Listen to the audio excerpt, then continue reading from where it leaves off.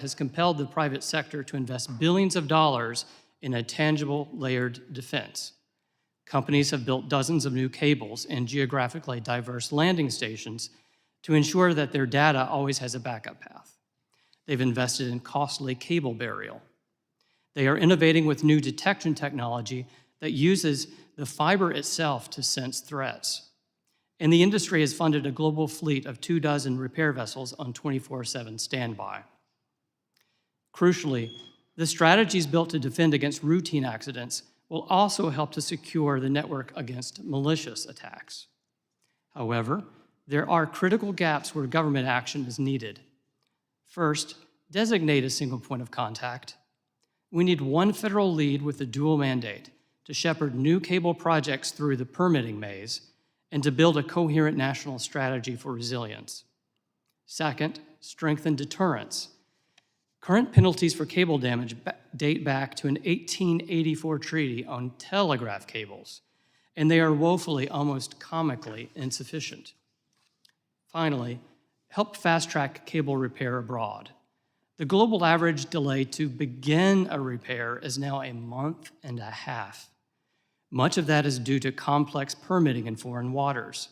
We need a diplomatic push to cut the foreign red tape that keeps repair ships at port.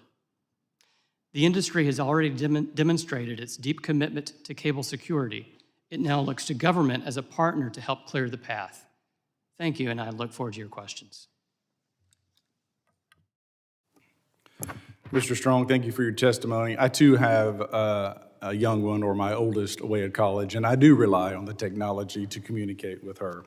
I now recognize Mr. Botting for 5 minutes to summarize his opening statement. Thank you. Chairman Ogles, Ranking Member McIver, distinguished members of the subcommittees, thank you for the invitation to appear before you today to discuss the critical issue of subsea cable infrastructure security.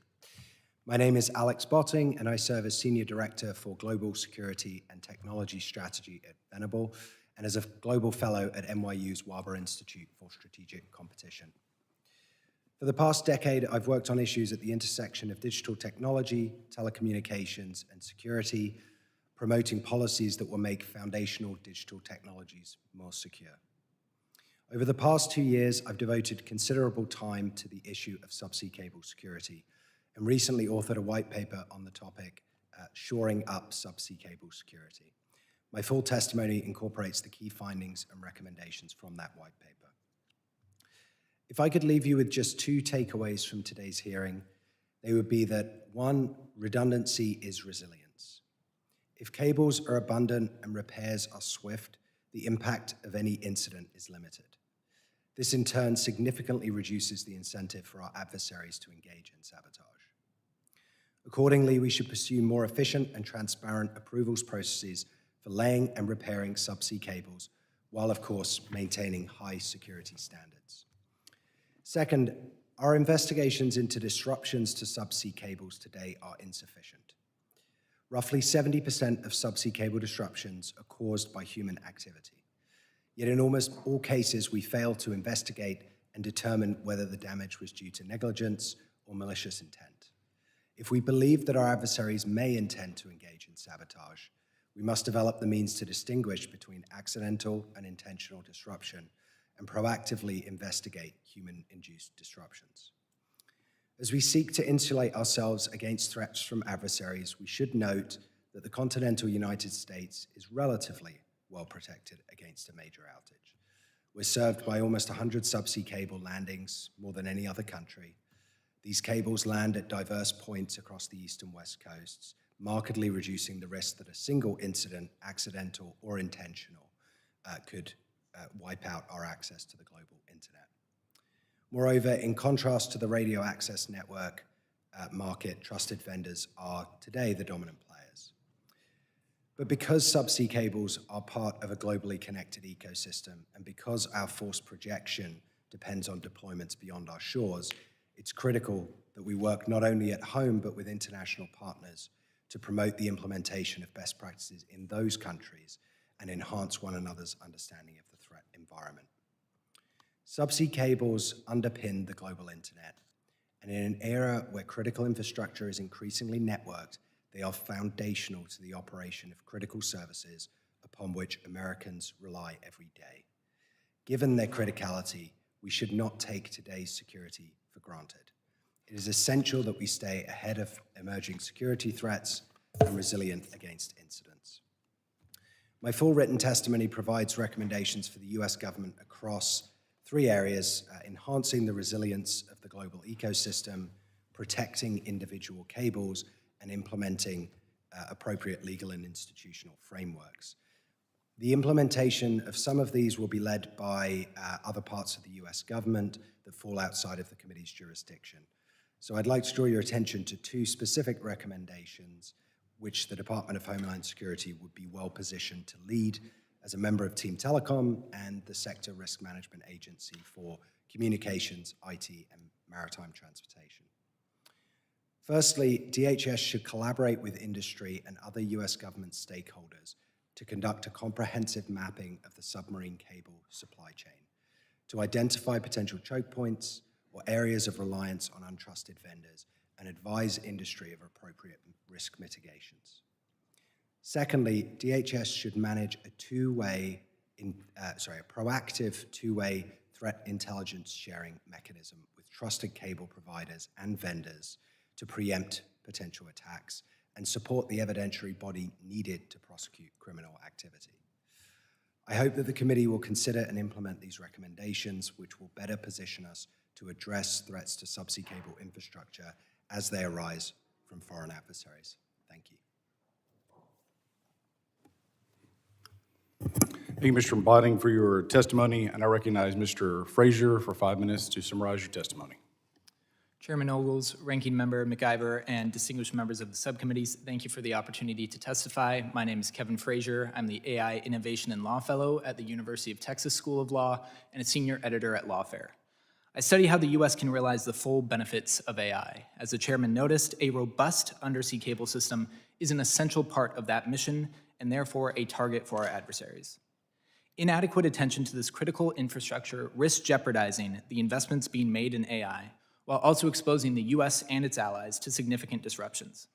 It follows that the scale and scope of our AI ambitions rise and fall with the responsiveness of the growing threats to the undersea cable system.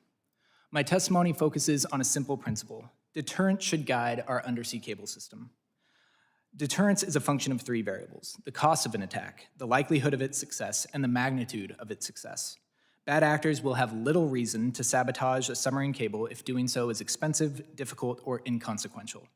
Critically, the same tools to deter sabotage will also make the undersea cable system more resilient to the most common causes of cable faults, which also merit congressional activity. The first variable, the cost of attacking a cable, involves the actual expenses of locating and breaking a cable, in addition to the probability of being caught multiplied by the punishment. New technologies, such as autonomous undersea vehicles, will decrease the costs of attacks. The U.S. should respond by increasing its enforcement capabilities and punishments.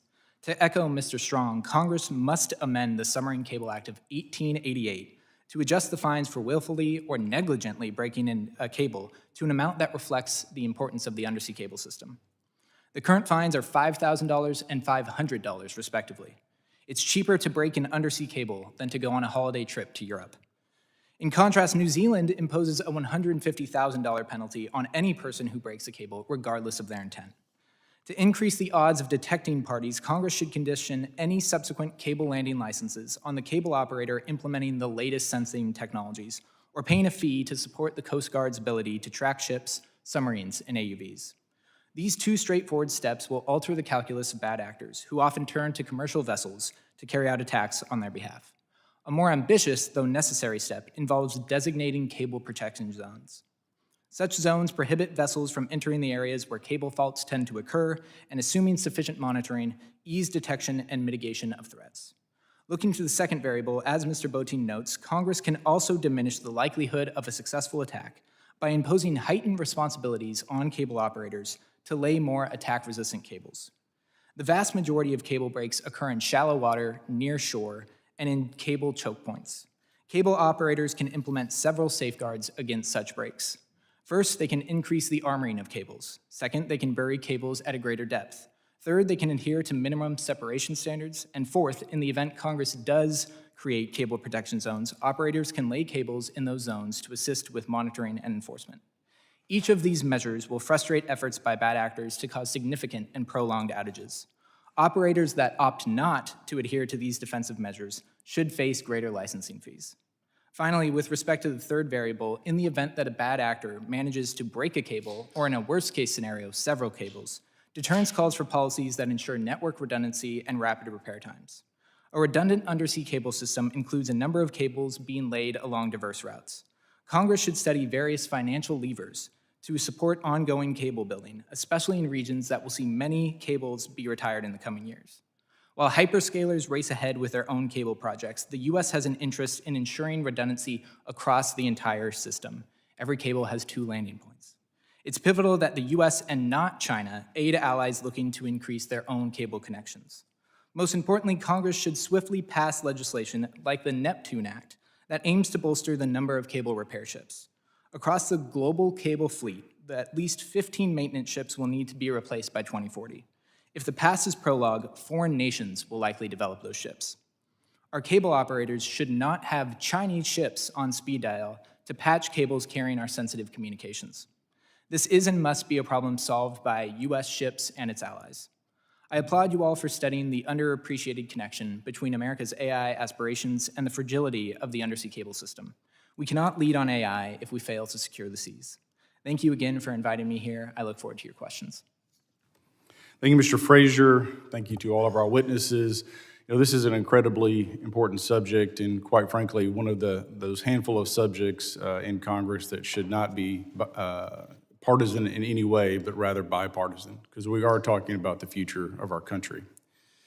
Members will be recognized by order of seniority for their 5 minutes of questions. I now recognize myself for 5 minutes. Many of our closest allies have experienced suspected foreign interference with their subsea cables, where attribution took time, required extensive coordination across governments and industry.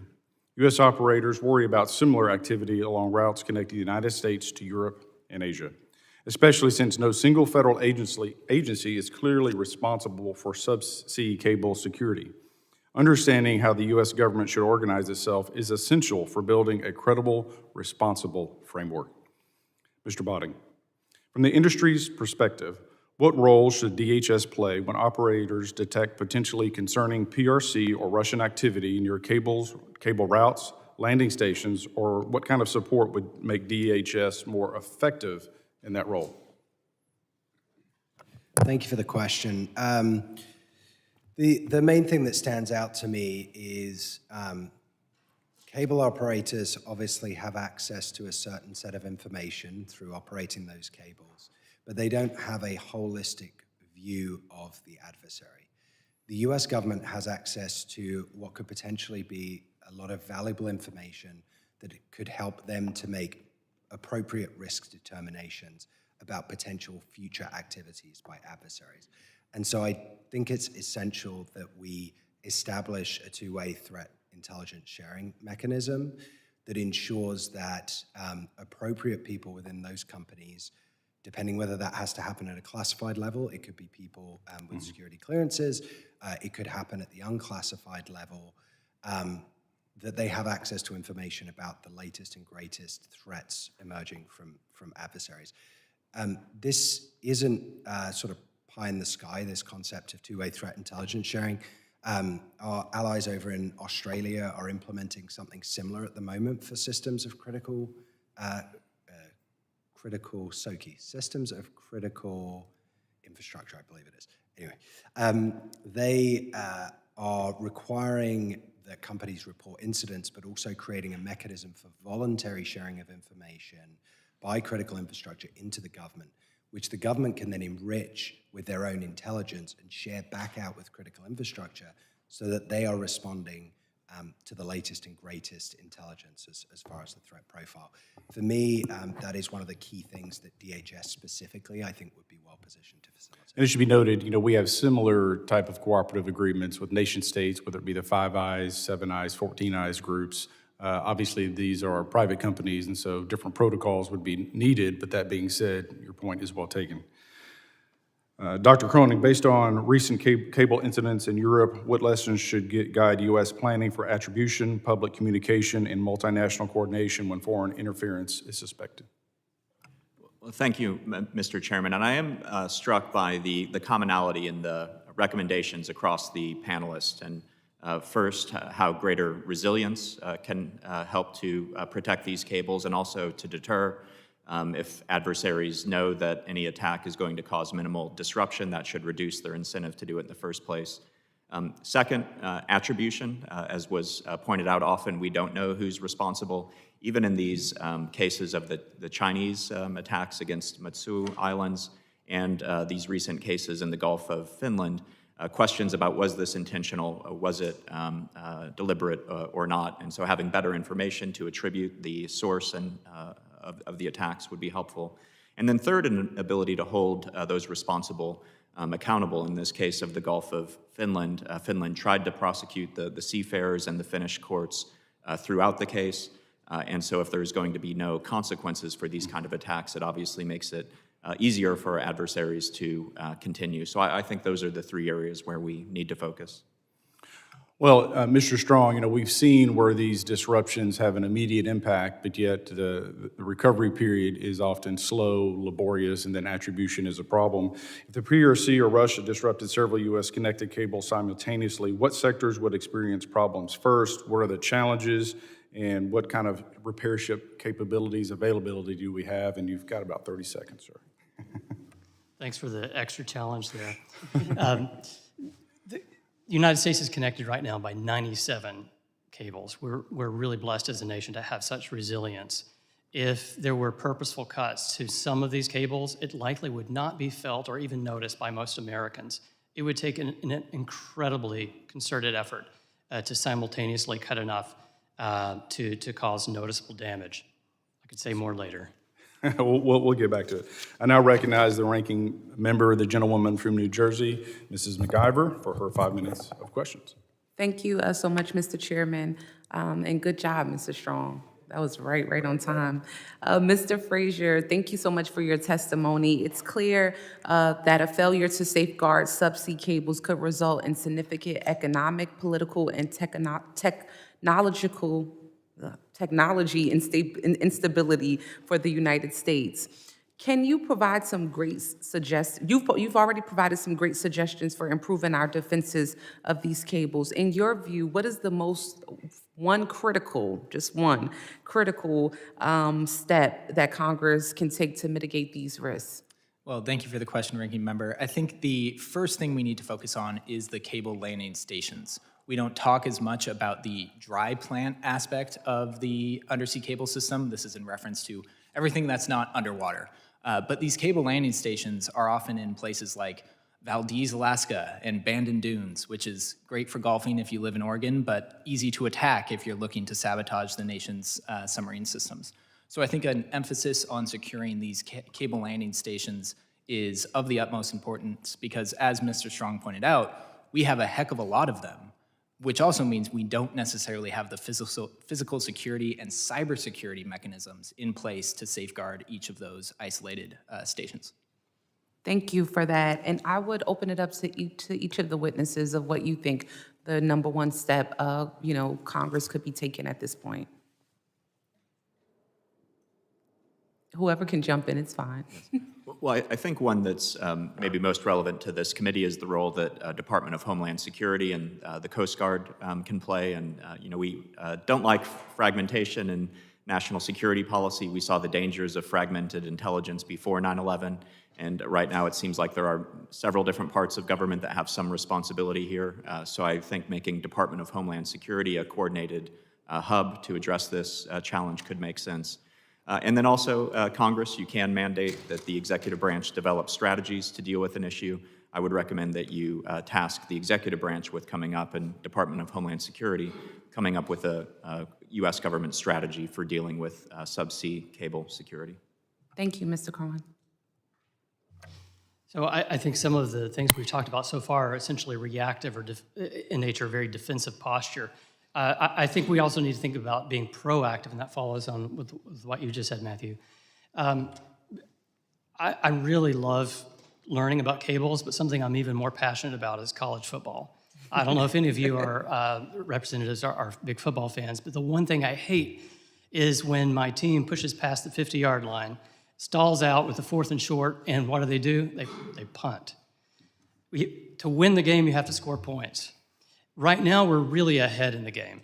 80% of all intercontinental data flows through the United States, but that's down from 97% 20 years ago.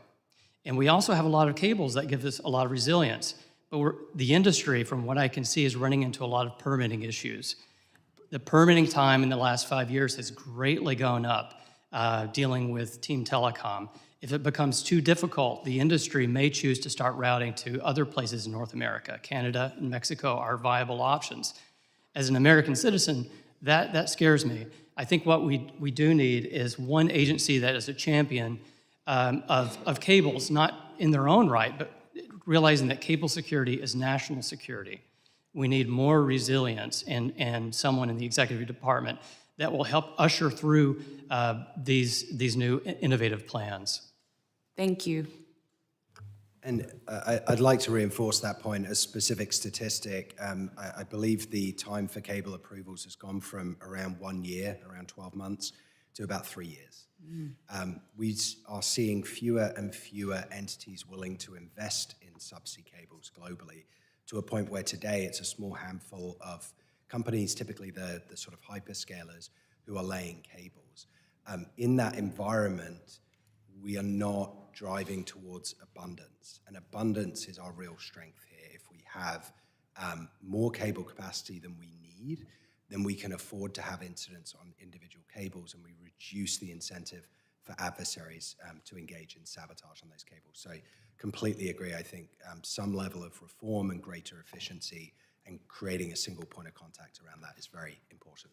Wow, thank you so much for that. With that, Mr. Chairman, I yield back. Thank you, Ms. McIver. I now recognize the gentleman from Texas, Mr. Luttrell, for his 5 minutes. Thank you, Mr. Chairman. Mr. Strong, make sure I close out with you on that permit conversation, okay? Mr. Body, shoring up and securing our cables at the classification level we have in this room currently, which is not one, so our conversation is going to be kind of delicate here, okay? I have not read your publication yet, but I'm looking forward to doing that. Can you explain to me what you mean by that? My colleague sitting to my right now have a fair bit of experience with undersea cables from our previous career, so I'm very interested in what you're about to tell me, I think. Sorry, I missed the question. You said shore up and secure. I want to know what you mean by that. When it comes to undersea cables and capabilities, because I can appreciate depth of water, I can appreciate depth of the cable underneath the water, but inevitably it always gets shallow and it's touchable. Yes. Now, we talk about cable security when we talk about breaking or cutting. That's the easy part. There's a lot of other things that exist that are far worse than that. So my question is, how do we prevent that from happening? And that question is in terms of cable tapping, or it's in terms of, yeah. We can go into that a little bit, I think, but at a higher level. So, I mean, as I would look at the risk profile to cables, I think cuts is the biggest concern in terms of frequency of what occurs. Well, I think the long-term damage is a lot worse if it's tapped, but that's my personal opinion. Sure. So, I mean, happy to walk through that because, like you, I would look at that as something our adversaries would very much like to do. There are challenges to it. If you take a cutting-edge cable today, like the Grace Hopper cable, which goes across the Atlantic, that'll generate 352 terabytes per second of data, I believe. Over a year, that is about as much data, I believe, as the whole mobile internet usage globally. So it's a vast, vast amount of data. You would need to tap that cable without creating a detected anomaly, right? Because people are monitoring in theory at either end. But let's say they can do that. You've then got to siphon that data off. So you've basically got to lay your own subsea cable to siphon that amount of data off. And you've then got to store it somewhere in data centers that we did a bit of back of the napkin kind of estimations would probably be those data centers would take up several times the size of a Central Park or something like that. And it could be as much as, say, a third the size of Manhattan. So huge infrastructure, possibly billions of dollars. That's on the new cabling system. Correct, on a new The cable. older cabling system is still in use. Would have less bandwidth going through Correct, it, but also yeah. then less valuable to tap because you're getting access to less information.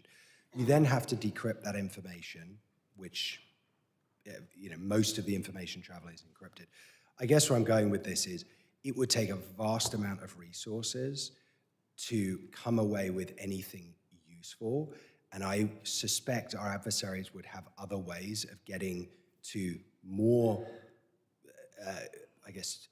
I know where you're going with that, but it's where we're not looking is where they're going to go. potentially. And I can tell you how terrifying being underwater is, right? Let me shift real quick on mapping. You mentioned mapping the cabling system for a defensive posture. Is that a good idea? It's not something that, for instance, right now, our cabling system's kind of a spider web or a scatter plot across the bottom of the water. And if you're that specific corporation, you understand where your cables are running. Defensively, I think it would be a bad idea. I can be talked out of this, but if we were to populate what that infrastructure looked like underground, and Mr. Fraser, you mentioned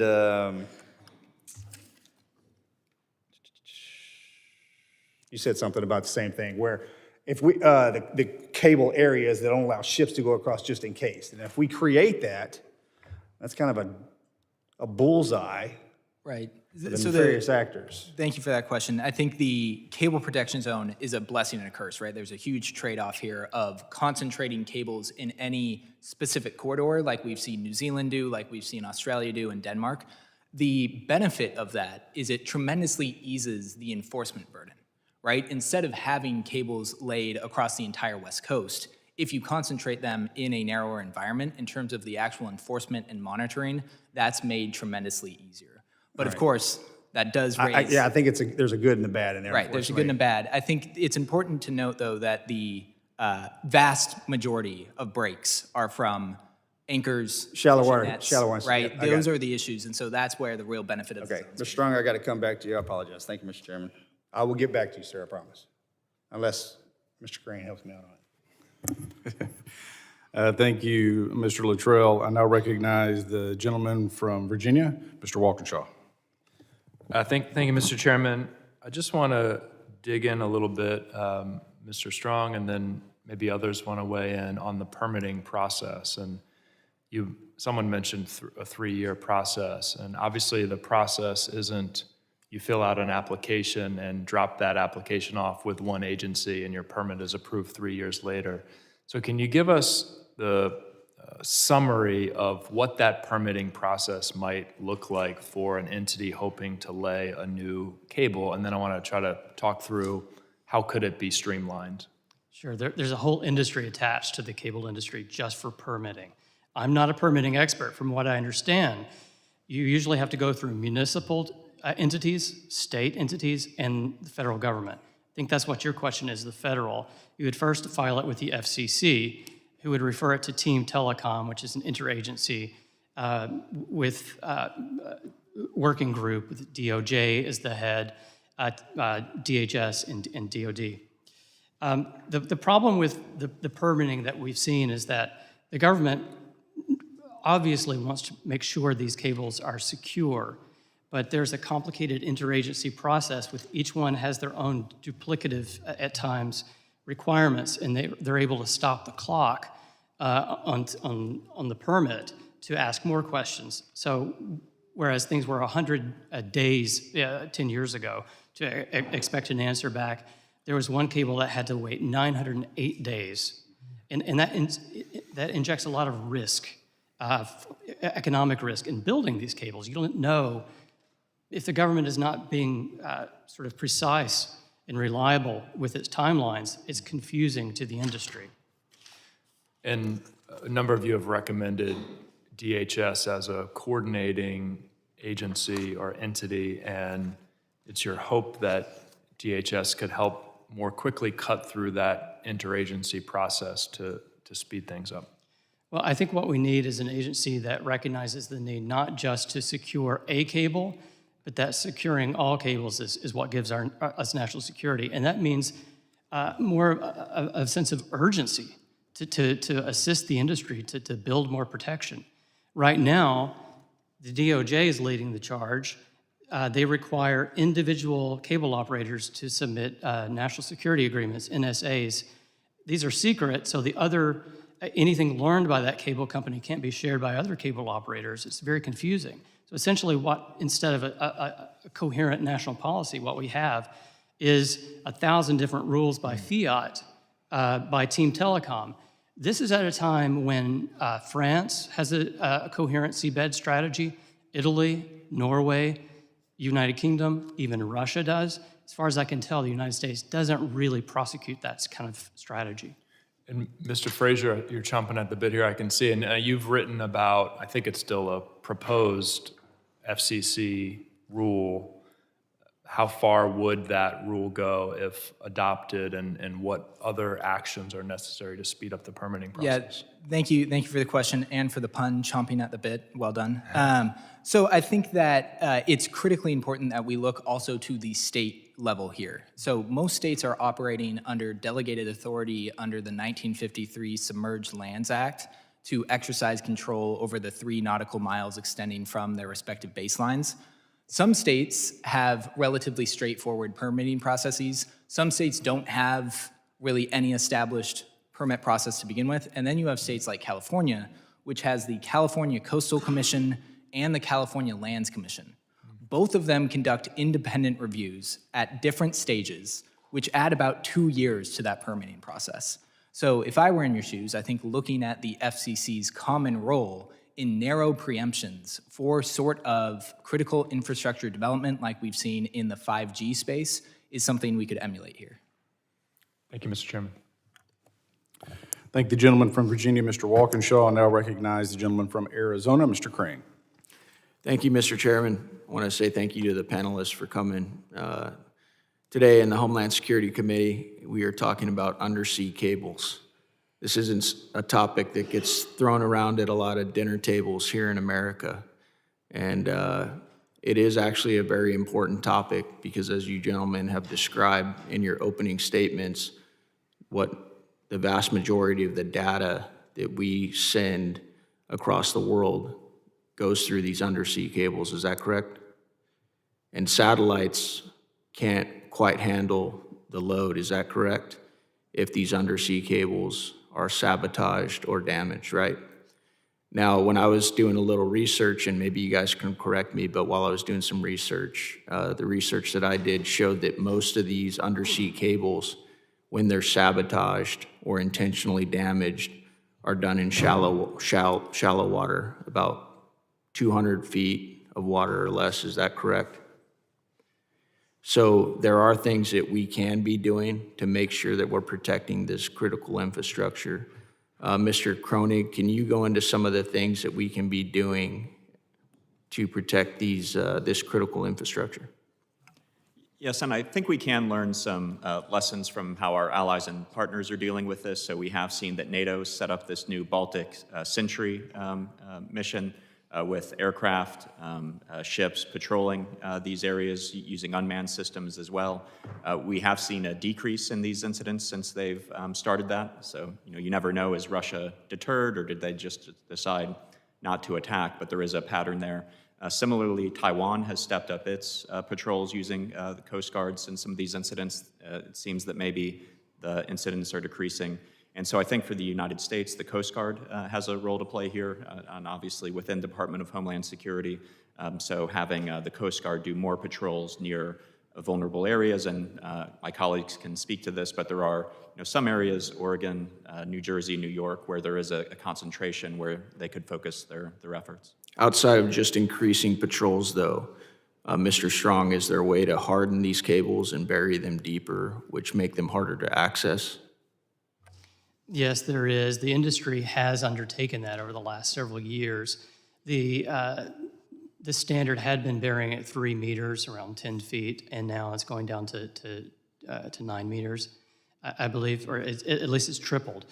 And as the effect of that has been that over time, the number of faults over the last 10 years has remained constant or actually slightly going down. And this is at a time when the industry has actually put in 50% more miles of cable in the water. So essentially what we've seen is a big success. The number of incidents per cable mile has greatly decreased. Can you tell the American people who, like I said, probably don't talk about this over the dinner table, how many cables are we talking about here? There are almost 600 in the world right now. About 100 connect to the United States. Another 34 are connecting to the United States in the next 2 to 3 years. Thank you. How long does it take to repair one of these cables that gets damaged? And how much does it cost? Well, once you're at station, it takes 1 to 2 days to actually repair the actual cable. The problem is getting the permits, if you can believe it or not. That is the number one. You have to get a permit to repair one of these cables? Not if it's at high seas, but if it's in territorial waters, you sure do. And sometimes it can be duplicative permits. One of the worst areas of the world right now, if you have a cable break, is Indonesia. And that's because they have cabotage restrictions. They essentially require that their vessel be Indonesian flagged or crewed, or perhaps both. I can't recall. It can take months to get that permit. And I would caution the United States government not to adopt similar laws, because right now you never hear about American cables breaking. They actually do break all the time. It's just because we have so much resilience and we're able to repair effectively and quickly. That's why you never hear about it. But if it started taking months, it would be a problem. Do you think it's safe to say for our foreign adversaries that might be listening to this hearing today that it is considered a deterrent, that we can play the same games? I don't know if I have enough information to speculate on that, but what I can say is that redundancy forms its own deterrence. If you really wanted to attack 97 cables simultaneously, it would be require phenomenal effort, and I'm not sure it's really worth that effort. Thank you. I yield back. Thank the gentleman from Arizona, Mr. Crane, and now recognize the gentleman from Rhode Island, Mr. Magaziner. Thank you, Chairman. Since taking office, President Trump and Secretary Noem have eliminated 1/3 of the workforce at the Cybersecurity and Infrastructure Security Agency, CISA. The President's 2026 budget also calls for nearly $500 million to be cut from CISA. And reports have indicated that staff at CISA have been reassigned, diverted to immigration and other matters. These actions weaken our cyber defenses and undermine federal collaboration with industry and critical infrastructure organizations. The administration has cut or withheld hundreds of millions of dollars in funding for terrorism prevention. Highly trained counterterrorism analysts are being diverted away from investigating terrorist groups to focus on other work. Daily intelligence reports to top officials about terrorism and other threats are being directly impacted by the diversion of resources. As our adversaries like Russia and China intensify their cyber attacks on the U.S. telecommunications system and our critical infrastructure, the administration instead is focused on deporting children with cancer, United States veterans who served our country honorably. Even American citizens have been detained, green card holders, sending armies of masked men to terrorize neighborhoods. A 4-year-old U.S. citizen child with cancer is not a threat to the security of the United States. Attacks on subsea cables are. So why is the administration diverting resources away from addressing real threats to our telecommunications infrastructure, to other critical infrastructure, and instead focusing on deporting children and grandmothers and landscapers and other people trying to make a living? It doesn't make America more safe. We need to refocus on real national security threats, including the threats that we are talking about today. Mr. Frazier, do funding and personnel cuts at CISA weaken our ability, impact our ability to detect and deter threats to subsea cables?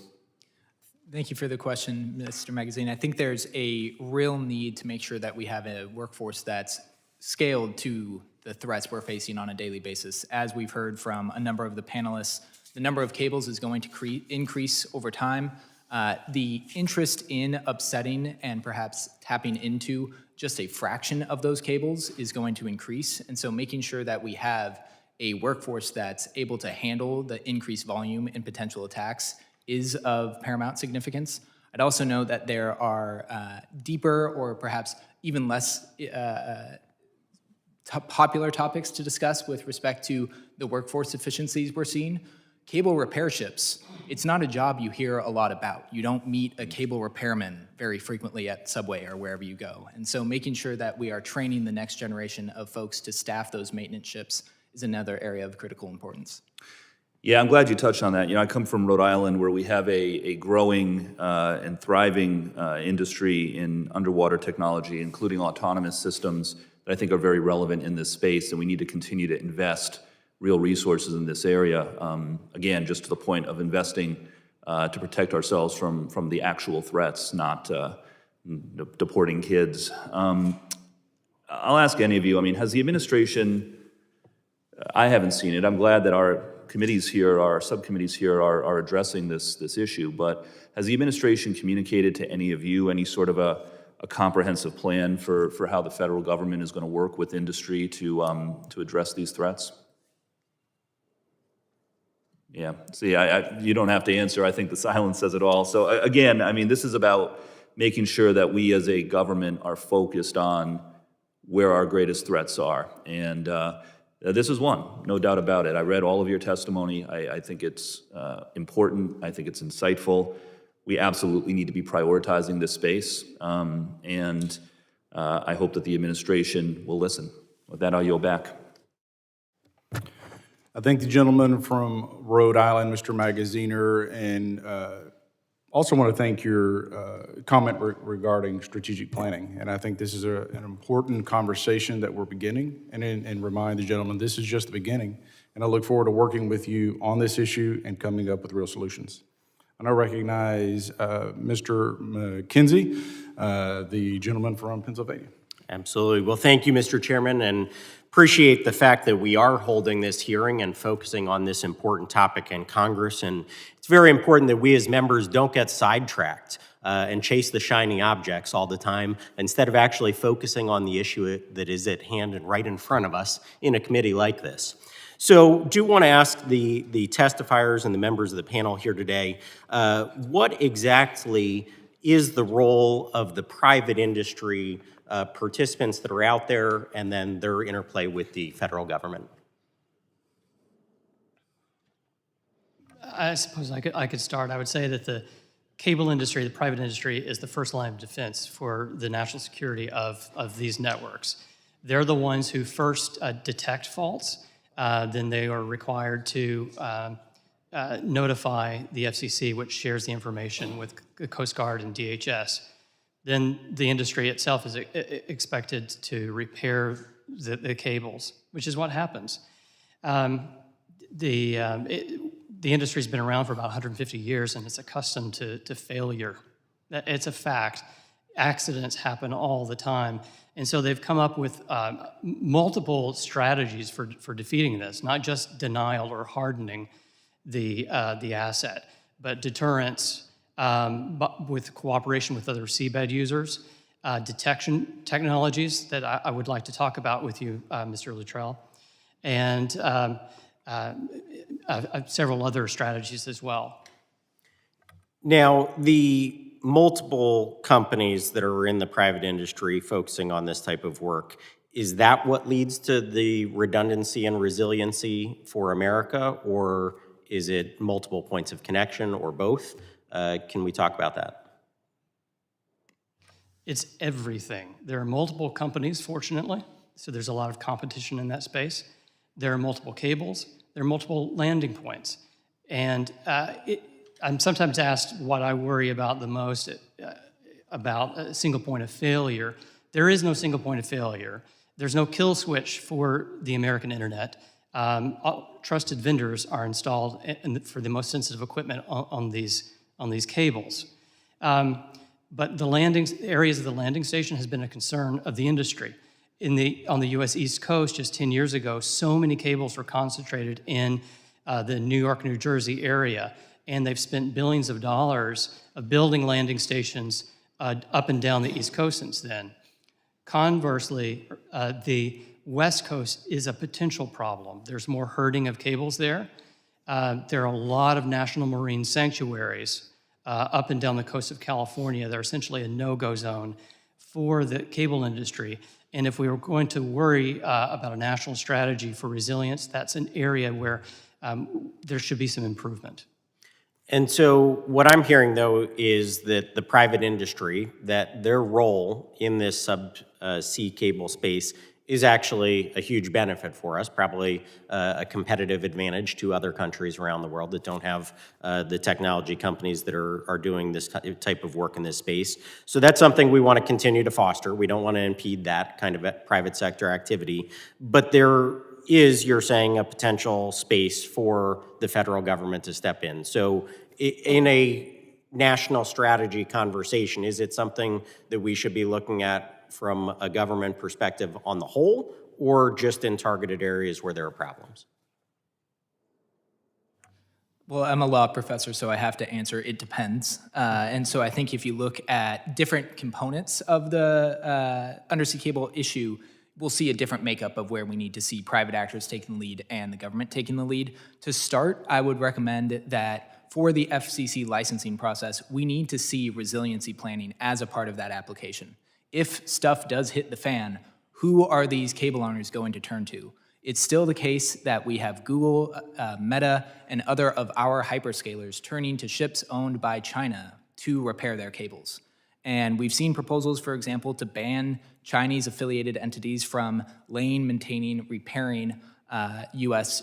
cables. I think that's a wise position to take because the odds, for example, of China, when they're repairing a repeater, installing some malicious add-ons to that, we don't know just how high or how likely that may be. And so I think having an explicit ban on Chinese intervention on this piece of critical infrastructure makes a lot of sense. Great, well, thank you. I see my time is about to expire, but I appreciate the point of rebuilding and bringing back American shipbuilding. That is critical to our national security in so many areas, not just here with the subsea cables, but appreciate you raising that today. And again, thank you all for being here today. Thank the gentleman from Pennsylvania, Mr. McKenzie, and I recognize the gentleman from Louisiana, Mr. Carter. Thank you, Mr. Chairman, and thank you to our witnesses for being here today. Protecting our subsea cable infrastructure is critical to national security and to our U.S. economy, which increasingly relies on online markets. These lines are the quiet backbone of modern economy, and because they're largely invisible, they're easily taken for granted. But foreign adversaries do not take them for granted. Nations like China and Russia have developed specialized vessels and undersea capabilities designed to tap, disrupt, and sever subsea cables. They understand that interfering with these networks can undermine America without firing a single shot. Off the coast of my district in South Louisiana, the Gulf of Mexico provides a stark example of the importance of this infrastructure. Subsea cables support offshore energy platforms, vessels, and critical industrial operations hundreds of miles from land. A significant disruption could halt production, spike energy prices, and compromise safety systems. That's why DHS must elevate this issue to the top of operational priority. However, in a recent New York Times investigative report found that Department of Homeland Security under President Donald Trump has reassigned large numbers of agents, including those from wings of Homeland Security investigations that investigate child abuse, exploitation, human trafficking, terrorism, and transnational crimes, to focus primarily on immigration enforcement and mass deportation efforts. Internal DHS documents and interviews show that this shift in priorities has diminished the capacity to investigate serious criminal national security threats.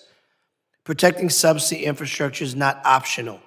This is a national security priority we cannot shift our attention away from.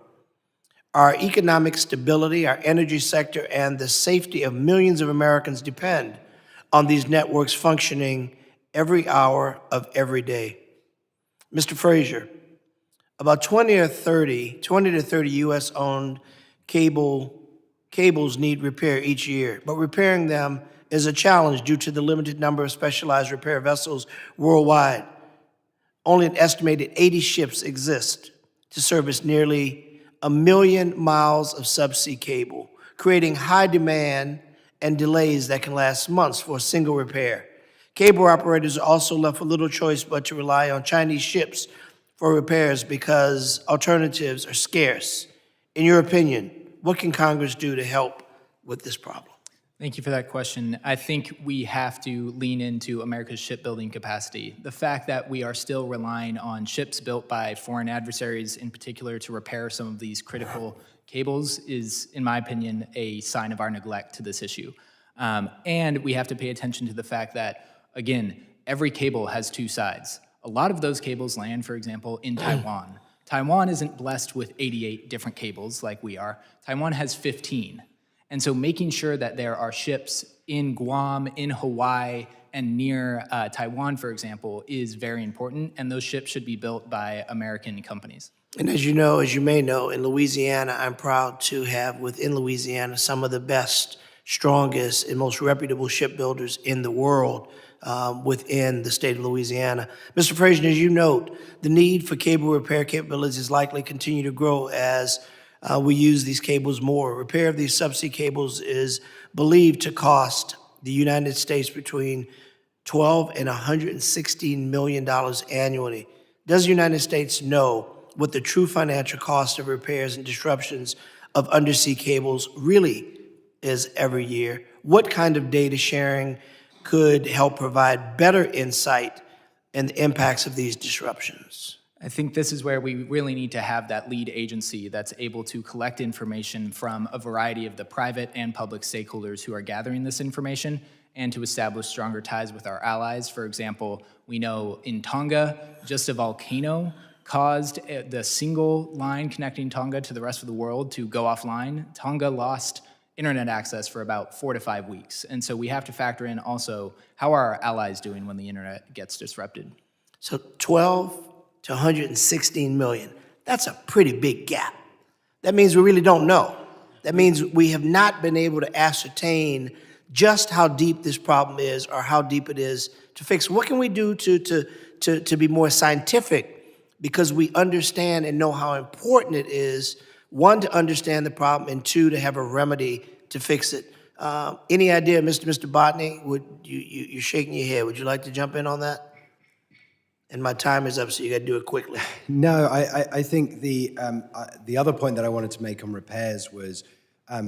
Can you stay to this point? That's all I got time for. Oh, I'm sorry, I don't have an answer. Okay, well, Mr. I Frazier. would include in the FCC licensing provisions that companies have to share the information related to repairs and any service disruptions they're seeing directly to DHS or the FCC.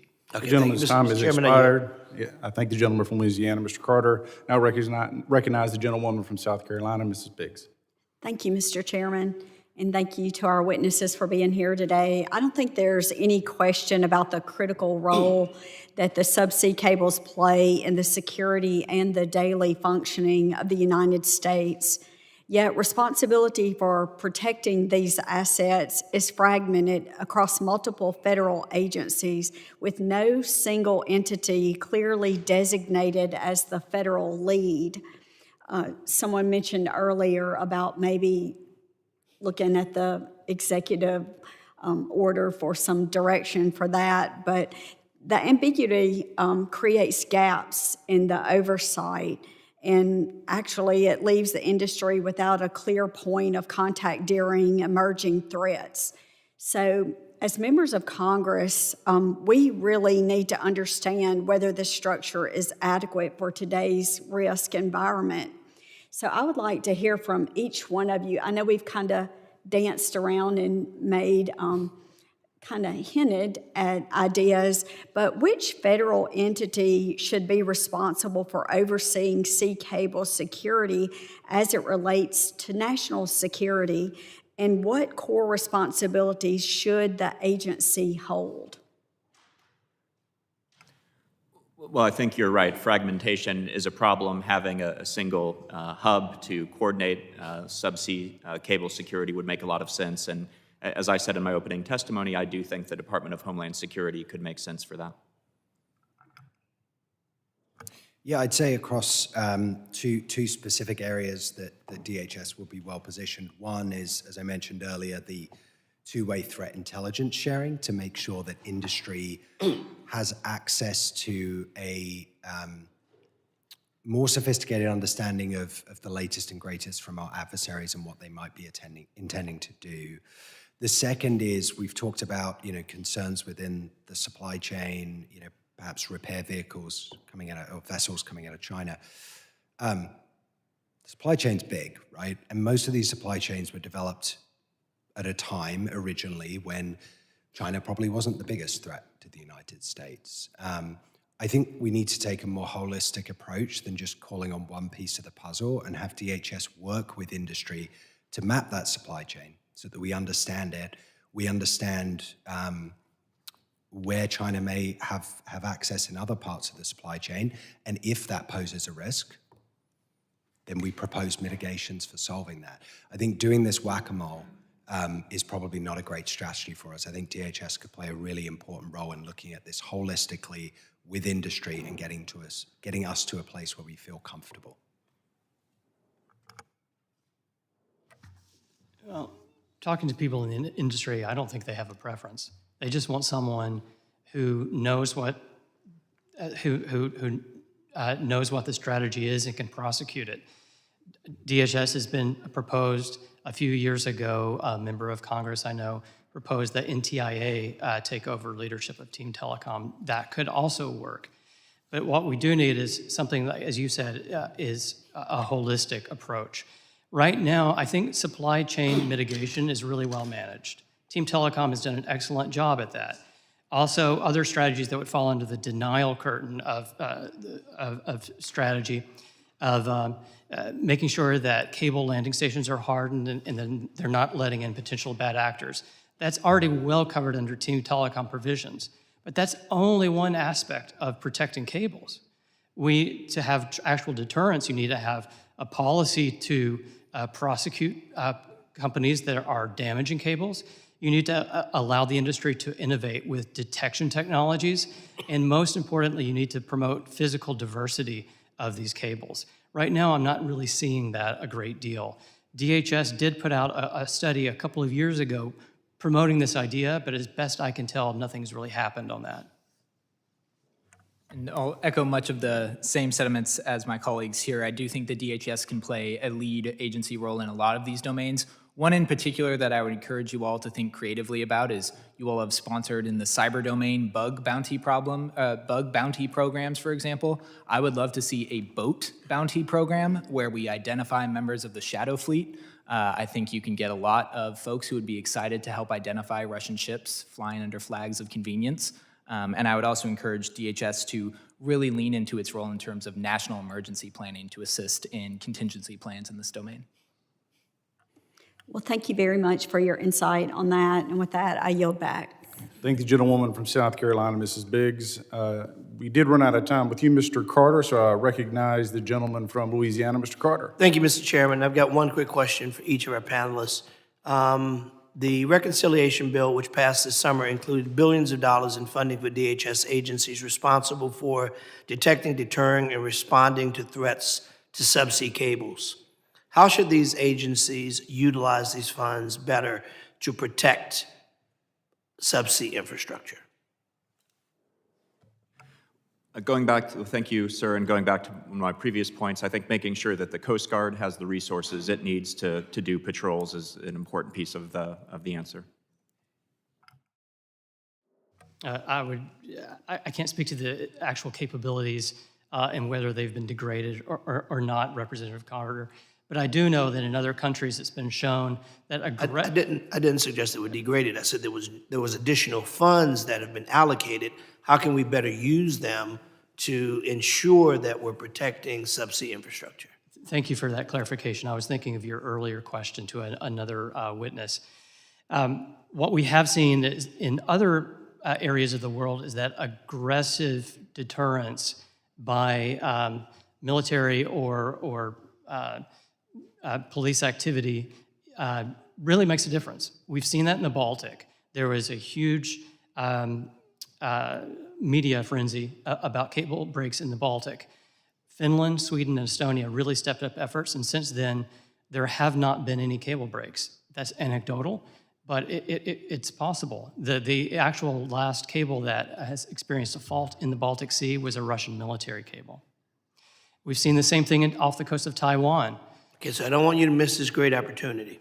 I'm saying you just got a whole lot of money, and we're asking you to help us spend it. So I don't want you to look back at this at blew this moment. We want to make sure we hear from you, policymakers who are appropriating money to make sure that we're doing and hitting the spots that you think as experts need to be hit. DHS has a lot more money that is in the reconciliation bill. We want to make sure it's being spent in a way that experts think. So I don't want to put you on the spot, but I just want to give Mr. Botting a little bit of a runway on that. Certainly, thank you, sir. Yeah, I would go back to, I think DHS should be the place where we do a comprehensive mapping of the supply chain. I think DHS should lead a two-way threat intelligence sharing mechanism with industry so that we get information into their hands that can help them adjust their risk mitigation measures to better protect us against activity by our adversaries. And one more that I'll throw in there is engagement with international partners. A lot of the challenges that we face are mirrored, if not amplified, in foreign jurisdictions. And so if we look at things like time for permitting approvals or repair ships getting in, we are not the worst offender in the US, but we are impacted when capacity is taken out of the global interconnected cable ecosystem when others do not address those issues. So I would strongly encourage engagement with international partners through DHS as well. Thank you, sir. Thank you for the question. I would spend all of that money on two things. I would create 10 new cable repair ships. Each cable repair ship costs about $300 million. So you can start allocating a lot of money to just building more cable repair ships. I would then use any remaining funds after that to begin to create the same sorts of drones. They're called XLUUVs, extra large unmanned undersea vehicles that China just paraded around in Beijing about 2 months ago. I think we need this similar set of drone capabilities that they're demonstrating undersea. I thank the gentleman from Louisiana, Mr. Carter, and for your follow-up questions. I welcome Mr. Fong to the Cybersecurity Subcommittee, and I recognize the gentleman from California for 5 minutes. Thank you, Mr. Chair. Thank you to the witnesses. Thank you for the hospitality, and certainly excited to be part of this critical conversation on the cyber infrastructure subcommittee. My first question to Mr. Botting, it was alluded by my colleague from Texas, but the PRC continues to expand its technical capabilities for intercepting and collecting global communications data, including data that travels across these subsea cables. Given the PRC's rapid investment in quantum computing and its known practice of harvesting encrypted data for future exploitation, what steps should the United States and our allies take to ensure that the data moving through subsea cables remains protected, not only today, but also against future decryption attempts that could enable state-sponsored cyber operations years or decades from now? Thank you very much for the question. And certainly, it is not that I'm dismissing that threat out of hand by any means. It's that as I look at it, it is a very technically challenging way to get access to information. And I think certainly if we look at the cybersecurity domain, they've proven themselves very adept at getting access to information through other means. Is a very important point, though, that part of the kind of scenario I walked us through earlier was the idea that a lot of the data is encrypted, right? If we get to a point where China has a quantum event and is able to far easily decrypt that information, again, that would change the risk profile. And I guess two direct answers to your questions. One is we need to be ready to make that transition so that our financial transactions or other sensitive data are being transmitted with quantum-resistant algorithms ahead of the point in time when China is able to decrypt it. So that is an important thing that we drive forward. I think that needs to happen primarily with the data owners, not on the cable itself, because if it's on the cable itself, then you create a single point of failure in the system, where if they tap it on a terrestrial cable, it's not encrypted. If they tap it on the subsea cable, it is encrypted. And so you just redirect their efforts somewhere else in the system. It needs to be encrypted before it's sort of traversing the cables and the global ecosystem. So yeah, I think that is something that's important for us to work on and that this committee could potentially help to drive forward. Thank you very much. To Mr. Strong, over the past 2 years, and it's been alluded by some of the other witnesses, several cable breaks near Taiwan have demonstrated how vulnerable the region's communications infrastructure is to both accidental damage and deliberate interference. And these cable systems, as mentioned, not only carry Taiwan's domestic internet and phone traffic, but they also carry and support a substantial volume of transit data that moves between the United States and key markets in Asia. If the PRC intentionally disrupted cable segments near Taiwan, what would the immediate effects to the United States be? What would we experience in terms of slowed cloud services, delayed financial transactions, and interruptions to routine commercial data? And based on your industry insights, how quickly could alternate cable routes and backup systems realistically absorb the sudden shift in traffic without causing instability across U.S. networks? Well, I would be more concerned for the Taiwanese, but I can say that it would be very difficult for the CCP to intentionally cause faults on these cables and then prevent repair ships without maintaining a blockade, and then we're in a situation of potential warfare. In terms of the effects on the continental United States, I wouldn't say necessarily minor, but only a small proportion of trans-Pacific cables is routed through that area. Japan is a much larger hub for us through the Pacific, and there are a lot of new cables going in on a southerly route to provide more physical diversity. Okay. And I have to ask you, Mr. Strong, you mentioned California-specific challenges in one of your previous answers. And being a Californian, now on this committee, I want to, I guess, allow you to expound on what those California-specific challenges are. Sure. The way as I understand it, the normal permitting process for going through U.S. territorial waters is applying for a permit with the U.S. Army Corps of Engineers, and that's pretty well founded in both for installation and quick repair. It generally has not been a huge problem. However, NOAA is the administrator of the National Marine Sanctuaries. They have, instead of a 25-year license, as the FCC does for normal cables, they would only have a 5-year license. And it's not known by cable operators of how quickly they would react to an emergency repair. So essentially, the cables have completely routed around that area. And as a result, if you look at a map, they're all squeezed into a few landing stations in California, Oregon, and Washington. Gotcha. Well, certainly look forward to working with you. My time has run out. Mr. Chairman, I yield back. Thank the gentleman from California, Mr. Fong. I have a couple of follow-up questions, but before I do that, I'd like to recognize the gentleman from Texas, Mr. Luttrell. Thank you, Mr. Chairman. Currently, how do they find the breaks in the cable system? Are they pinging it with a sonar, side scan sonar, underwater unmanned vehicle, or are they tracking through repeaters? Thank you, Representative Luttrell. It's essentially the light equivalent of a sonar. They have something called a reflectometer. Shoots light down, and some light can bounce back, and they measure the delay in the time. That's easiest if there's a clean break of the cable. They know precisely where that fault is. Okay. And if not? It requires more investigation. There are problems with called a shunt fault if the electricity fails on the cable. It's harder to pinpoint, but they investigate further. That's normally at a shallower depth. Yes, sir. I'm going to make the assumption normally at the deeper waters, the deeper depths, we're not having that problem. Less than 10% are at high speed. Any sort of vehicle unmanned tracking these cable systems to find breaks or faults before we have a loss? So that's a great question, detecting things before. And this is an incredible new technology, if you don't mind me just telling you for a moment. So you're talking about U.S. SEAL activity or other activity that hypothetically could cut a cable. Before, there's no way to hear that.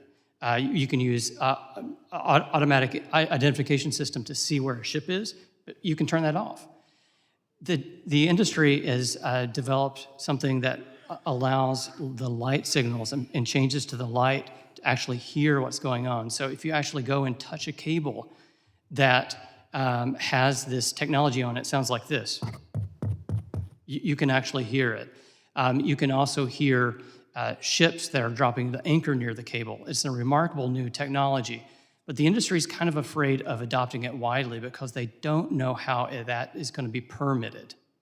It could greatly complicate the permitting process. So if we want the industry to adopt this incredible new technology, we need to give them a little bit more assurance of what would be allowed. All right, thank you. Thank you, Mr. Chairman. I thank the gentleman from Texas, Mr. Luttrell. You know, we've got about 15 minutes left in the hearing, and my guess is I think everyone has essentially been on the same page. So why don't we go down the line, roughly 4 minutes apiece, closing remarks, anything that you want to put a fine point on, or quite frankly, if there's something that we missed. I think it's been stated by both sides of the aisle that this is an incredible area of importance. It's going to require bipartisan cooperation and, quite frankly, a lot of strategic planning because we have both vulnerabilities here in the continental, under the sea, and then, of course, with our foreign partners. So, Mr. Kronig, I'll begin with you. You're recognized for 4 minutes.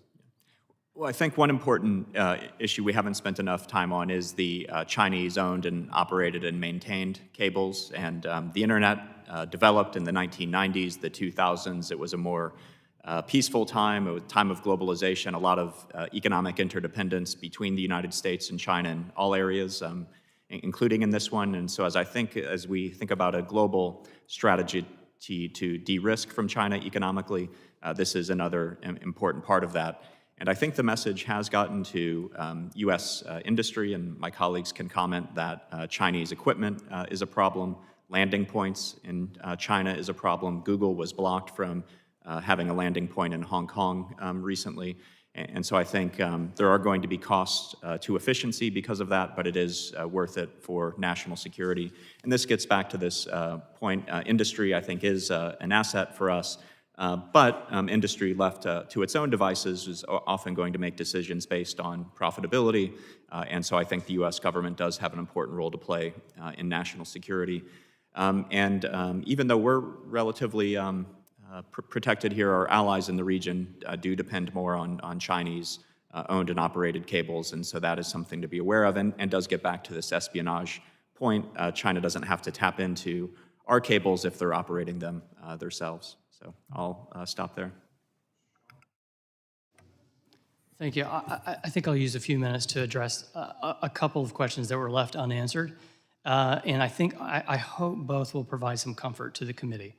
First of all, Representative Luttrell asked me to convince him otherwise that mapping the infrastructure is not dangerous. Well, some things can't be hidden, and cables are one of those. If you think of other critical pieces of infrastructure, roads and bridges, do you think it's a good idea to classify those? Well, no, we economically need them, and we'd be running into them if we didn't know where they were. The same goes with the electricity grid. The first thing you do when you bury a line is notify and map where that is so that there's less risk of electrocution. The same goes for submarine cables. The cable industry works very closely with the fishery industries to let them know where those cables are. Otherwise, the numbers of accidents would go way up over time. And it would also make it more difficult to discern what is malicious versus what is an accident. We'd be so overwhelmed with accidents. My company does collect a lot of sensitive data. We don't show, however, the specific location of the cable landing stations nor the specific location of the cables. We don't provide that, at least to our normal clients. The second thing that I hope is a little bit of comfort is I think there might be a misconception that the United States relies on Chinese repair vessels. That's simply not the case. We do rely on repair vessels from friendly countries, NATO partners, Japan, Korea. There are a handful of ships in the sea that are Chinese flagged and operated. The United States does not tend to use those, and in fact, U.S. operators have commitments with Team Telecom not to use those for repair. And in fact, the only place where those ships operate are in the South China Sea and the coastal waters around China. So it's really not, that aspect doesn't scare me as much. That is being handled right now. And I think what I would just close with is that this is one of those rare opportunities or moments where the private sector is almost completely aligned with the public need. The last thing cable operators want is a cyber intrusion on their cables, so they have heavy cybersecurity, and the last thing they want is physical security. So they've already committed a lot of money to protect the cables, and I think they're really looking forward to having a continuing and more open dialogue with the government on how to move that forward. Thank you. Thank you, Mr. Strong. Mr. Botting, closing remarks. I recognize you for 4 minutes. Thank you, Chairman. Equally want to address a couple of points that we didn't delve into too deeply here. One is on repair capacity. One aspect we have not talked about is what is the scenario in which we are needing rapid repair capability across multiple cables. I should say we in the US or partners internationally with whom we're interconnected. We had an example in the Red Sea where Houthi rebels were shooting at ships, and a ship had to drop an anchor, and that anchor sliced a whole bunch of cables.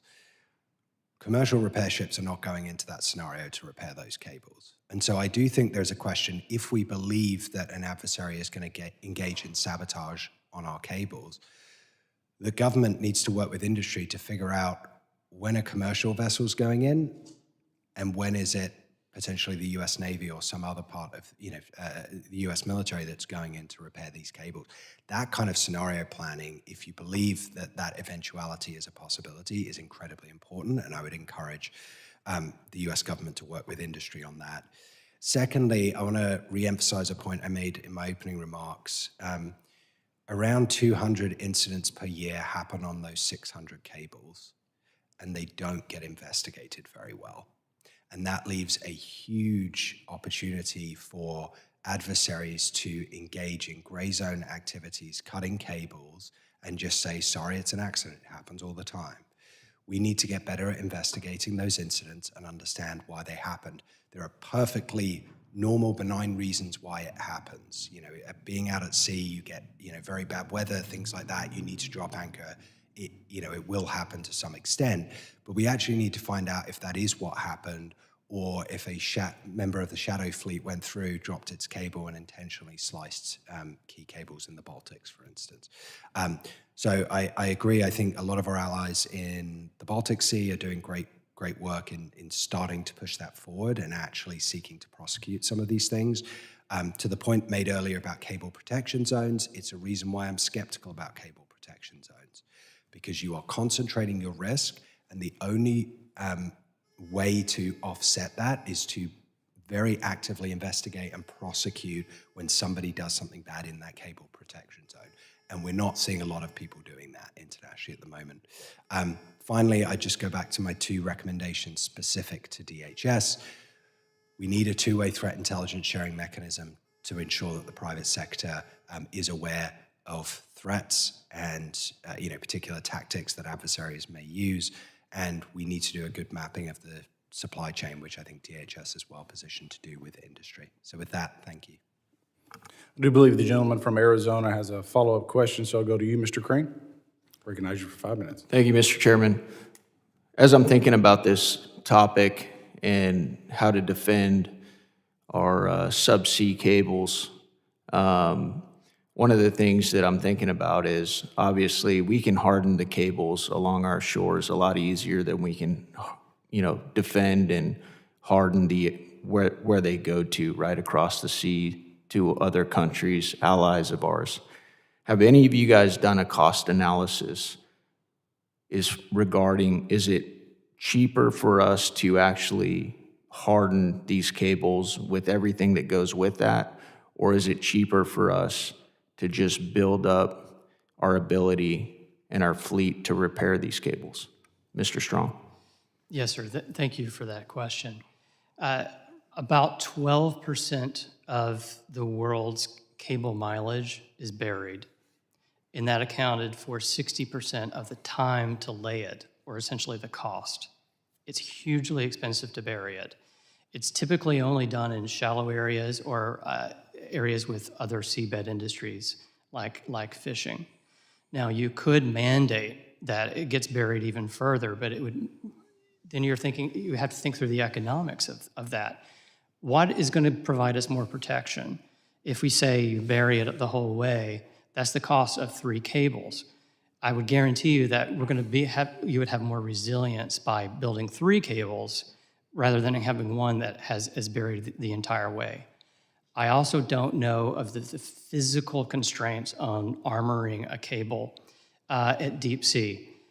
There are limits to the winch power on the cable, so as it's laid, and certainly if it were need to be recovered, it might simply be impossible.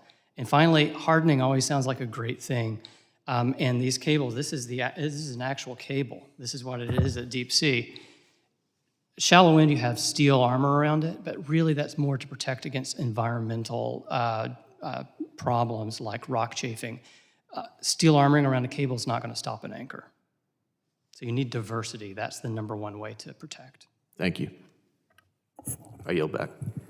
Thank the gentleman from Arizona. Mr. Frazier, if you'd like to offer some remarks, but also I would love for you to touch on AI and what that's going to do with our need for additional bandwidth. Obviously, if you want to touch on energy demand, but also, of course, the hardening that goes therein. Recognize the gentleman for 4 minutes. Yeah, thank you for that question, Chairman. And I think just to start, and I certainly will get to AI, I want to emphasize that, as you pointed out in your opening remarks, we've been here before.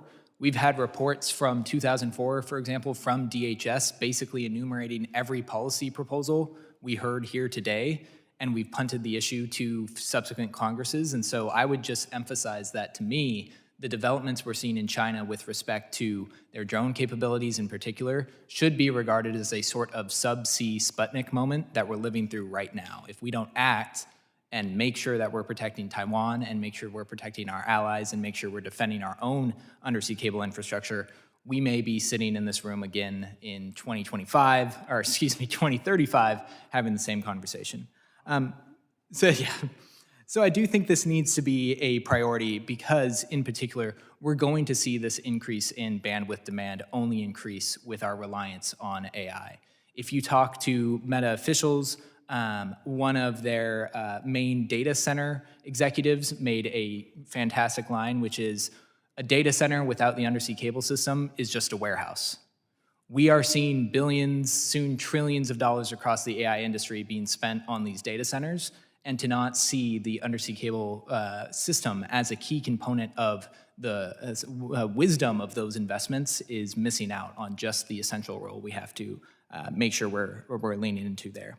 And then finally, I would say that we may not be as reliant on China and Chinese infrastructure today as we have been in the past, but that's certainly not true of strategic partners around the world.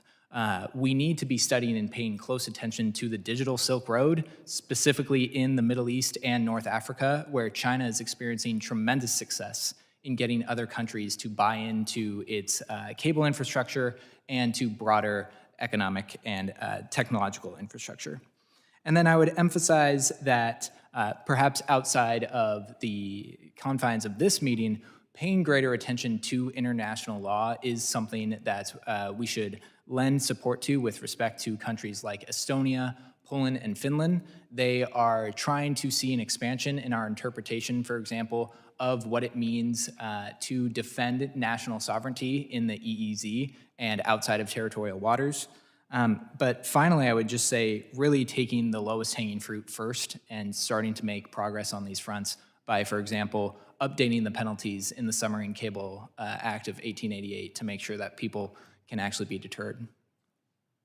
Well, I want to thank the witnesses, and to your point, this is certainly an area where we need to move and move swiftly, which is why the Cyber Subcommittee, we just moved and passed in Congress the Pillar Act, which I was the author of, and then also the Resilience of Foreign Entities. And so we'll continue to work in this space, and my commitment to the panelists and everyone on this committee is that I will be a loud voice as we continue to expand, protect, and quite frankly, better strategic plan around this very issue. Again, I thank the witnesses for their valuable testimony, the members for the questions. The members of the committee may have some additional questions for the witnesses, and we would ask the witnesses to respond to these in writing. Pursuant to Committee Rule 7E, the hearing record will be open for 10 days.